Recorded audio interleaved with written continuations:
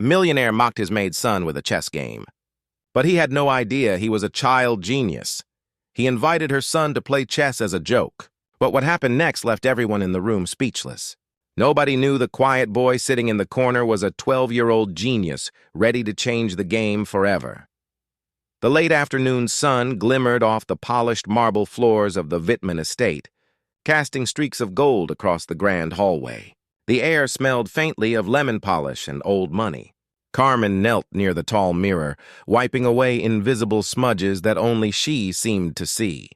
Her back ached, but she moved quietly, gracefully, the way someone does when they've spent a lifetime trying not to be noticed.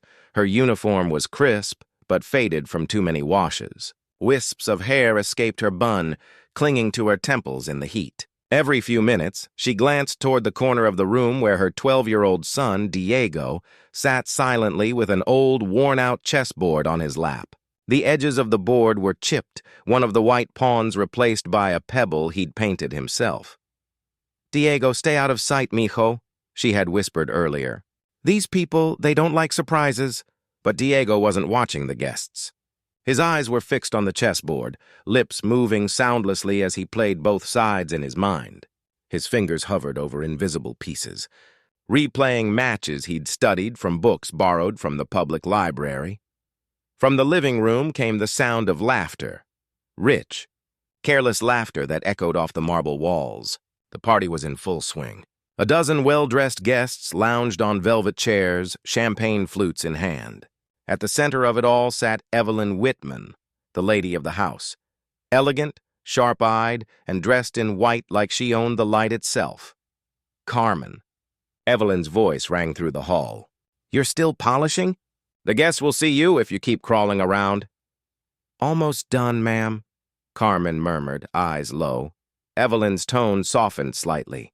"Oh, never mind. Just make sure your boy doesn't touch anything. These vases cost more than a car." A few guests chuckled. One of them, a broad man with slicked-back hair and too much cologne, noticed Diego in the corner. He leaned over to Evelyn, smirking. "Your maid brought her son to work? How cute. Poor thing looks bored out of his mind. Why not give him something to do?" Evelyn followed his gaze, her red lips curling into amusement. "What did you have in mind?" The man pointed at the ornate chess set sitting untouched on the side table, its ivory and onyx pieces gleaming under the chandelier. "Let him play you. Maybe he'll learn what real thinking looks like." Laughter rippled again through the room. Carmen froze where she stood, a streak of fear in her chest. "Ma'am, please, he's just a child." But Evelyn was already waving Diego over. "Nonsense! Come here, little one. Let's have a bit of fun. Do you know how the pieces move?" Diego looked up slowly. His dark eyes met hers, calm, unreadable, far older than 12. He stood, clutching his small wooden board to his chest like a shield, then placed it carefully on a nearby stool. "Yes, ma'am," he said quietly. "I know how they move."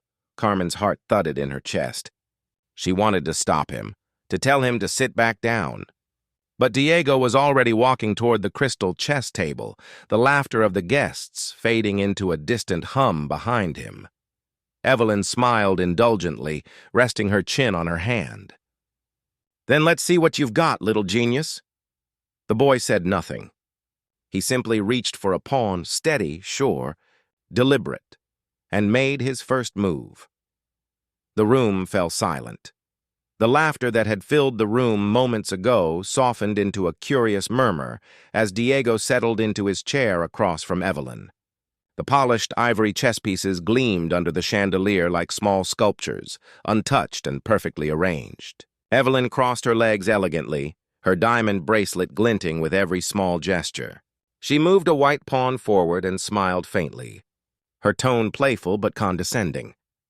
"Your move, darling," she said, her voice laced with amusement.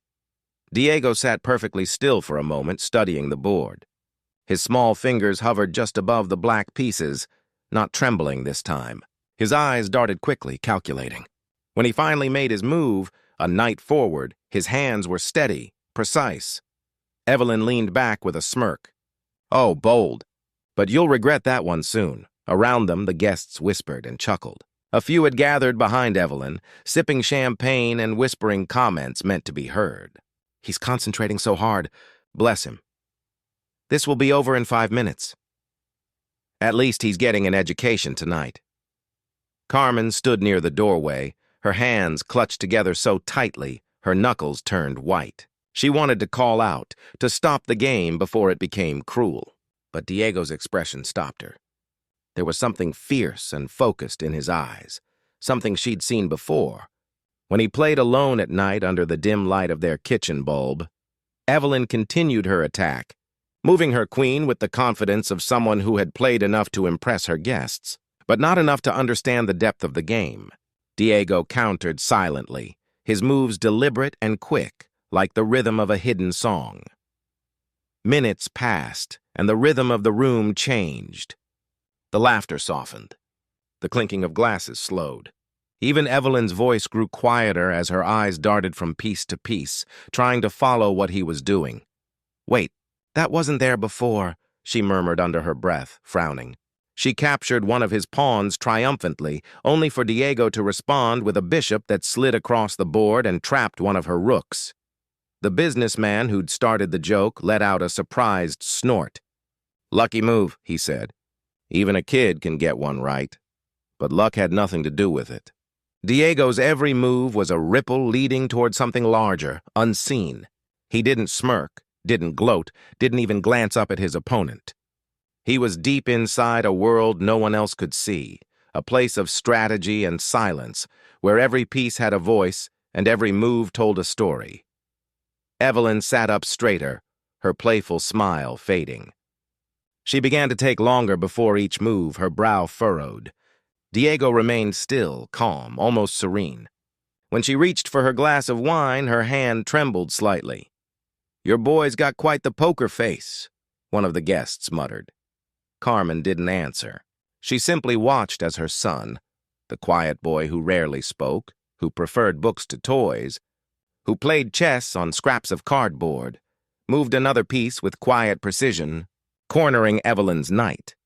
The room grew heavier, filled with a tension no one expected. The game that was supposed to be a joke had turned into something else entirely.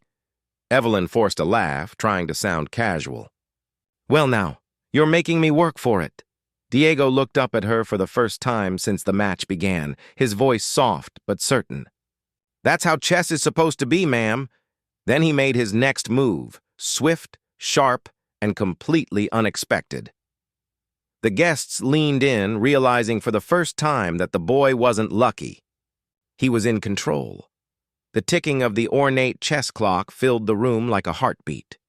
Each click echoed through the silent hall, breaking what had once been a hum of laughter and chatter. Now no one dared to speak.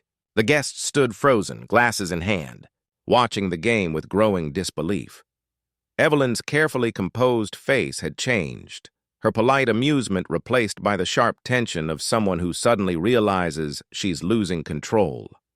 A strand of hair slipped loose from her immaculate bun as she leaned closer to the board. Her queen was cornered, her knight scattered, her defenses crumbling piece by piece.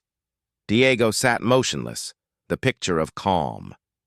His eyes moved quickly across the board, analyzing possibilities like a machine built for thought. He didn't fidget. He didn't smile. Only his fingers moved, tapping lightly against the edge of the table between turns, as if keeping time with the rhythm of his own mind. Carmen stood behind him, her hands clasped tightly in front of her apron. She could feel her heart pounding in her chest. She'd seen this look before, back when Diego used to play his late grandfather for hours, their game so intense that neither would speak for half an evening. She used to think it was just a child's game. Now she realized it was something else entirely. Evelyn made a move, careful, hesitant, trying to bait him into a trap. Her guests exchanged worried glances. One of them whispered, "Maybe you should go easy on him, Evelyn. He's just a boy." But Diego was already moving before she could answer. His bishop slid across the board like a blade through silk, capturing her queen with a clean, unflinching precision. A sharp gasp went through the room. Evelyn's mouth fell open. "Wait, no, that's not possible. I didn't see that." The man who had suggested the game frowned, leaning closer. "Hold on, he's got her pinned." Evelyn looked up at Diego, eyes narrowing. "Who taught you to play like that?" she demanded, her voice brittle. Diego didn't answer. He stared at the board, scanning the position again. Then, softly, almost as if speaking to himself, he said, "Checkmate in 3. The words were quiet, but cut through the room like glass. Everyone leaned closer. Evelyn blinked, confused. "What did you say?" He looked up at her, steady and sure. "Checkmate in 3 moves." A murmur ran through the onlookers. Evelyn sat back, suddenly unsure of herself, but pride wouldn't let her back down. She moved a rook, trying desperately to break free of whatever invisible net he had cast. Diego countered instantly. One move. Evelyn hesitated, her breathing shallow. She looked to the others for help, but no one spoke. Another move, her last desperate attempt to delay the inevitable. Diego's. Evelyn sat frozen, her hand still hovering over the fallen king. The room felt unusually warm, the chandelier lights glaring down like tiny suns exposing her defeat. For the first time that evening, she looked at Diego. Not as the maid's son, not as a child, not as a source of entertainment, but as someone remarkable, someone she hadn't seen coming. Who taught you to play like that?" Her voice was barely above a whisper, the amusement and superiority she had worn earlier replaced with awe and a flicker of shame. "My grandfather," Diego replied quietly, his dark eyes steady. "He taught me. He played in tournaments. Before he passed." His words were simple, but each one carried a weight Carmen had never heard him speak aloud before. Carmen's breath caught. She had always known her son was brilliant, but the world had never seemed ready to see it. She stepped closer, her hands trembling slightly, the apron around her waist feeling heavier than ever. Pride and fear battled inside her chest. She had tried to shield Diego, to keep his brilliance hidden, fearing that such talent in a black maid's child would be dismissed, or worse, exploited. Evelyn's gaze softened.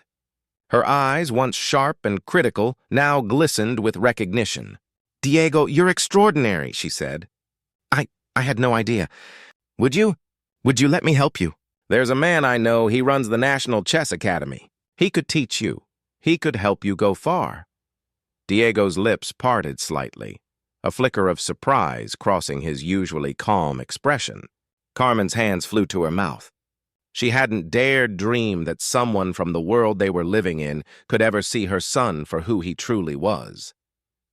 Evelyn hesitated for a moment, then nodded as if committing herself to something larger than a social game. "I want to help you, Diego. You have a gift. And it's too precious to waste." A quiet murmur ran through the guests. Some exchanged awkward glances, suddenly realizing the cruelty of the joke that had begun the evening. The businessman who had suggested Diego play looked down at his champagne glass, embarrassed. Carmen stepped closer, placing a hand gently on Diego's shoulder. Do you want this, mijo?" she asked softly. Diego nodded just once, but it was enough. His eyes glimmered with a quiet fire, the same fire he had always carried, now acknowledged by the world beyond their small kitchen. Evelyn knelt slightly to meet Carmen's eyes. I'm sorry for underestimating him, and for underestimating you too. You've raised a remarkable boy." Carmen swallowed hard, blinking back tears. "Thank you, ma'am," she said, her voice barely above a whisper. The room, once full of mocking laughter, now held a new tension, respect, awe, and something fragile, yet unspoken. Diego gathered his chessboard and stood, calm and collected, as if nothing had changed. But everything had. For the first time that evening, Carmen realized her son's world was no longer limited to the shadows of the mansion. Something bigger awaited him, and she was ready to let him step into it. Diego looked at Evelyn and said softly, almost shyly, "Thank you for believing in me." Evelyn smiled. Genuinely this time, a rare softness in her eyes. "Diego, the world hasn't seen anything yet." Carmen exhaled slowly, a mixture of relief and pride washing over her. The game was over, but the real journey was just beginning. Weeks later, a sleek black car rolled to a stop in front of the National Chess Academy. Its glossy surface reflected the morning sun, mirroring the anticipation that crackled in the air. Diego stepped out first, his blazer crisp and new, his shoes polished. He carried a small leather bag over his shoulder. But inside it rested the most important thing.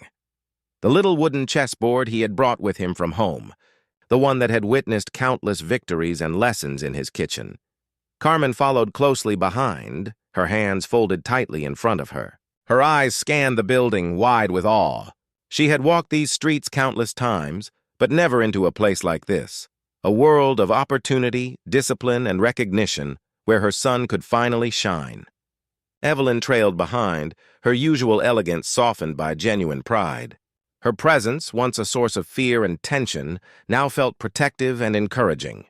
Inside, the academy was alive with the quiet hum of concentration. Young chess prodigies hunched over tables, their faces intense, their minds worlds away. Coaches moved silently among them, offering advice in low voices. Photographers and journalists were stationed near the entrance, capturing the arrival of a new talent already making waves in local news. Diego walked steadily toward his first match, his small frame dwarfed by the large, imposing chairs and tables. Across from him sat a 16-year-old champion, his eyes sharp, confidence radiating. But Diego didn't flinch. He placed his board carefully on the table, arranging the pieces with meticulous attention. Every move, every thought, every decision had a purpose. The match began. The room fell silent save for the soft clicks of pieces moving across the boards. Diego's opponent launched into a bold opening, hoping to intimidate the newcomer. But Diego countered calmly, his eyes flicking from piece to piece, calculating multiple moves ahead. Within 22 moves, the match was over. Diego had won. The room erupted in applause. Coaches nodded in approval, journalists scribbled furiously in their notebooks, and the other students stared, eyes wide with disbelief. Carmen stood at the back, tears streaming down her face.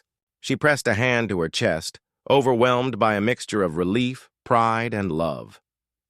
Evelyn approached, her usual poise intact, but softened with genuine admiration. "I invited him as a joke," she whispered to Carmen, her voice low, almost in awe. "But he's going to change the world."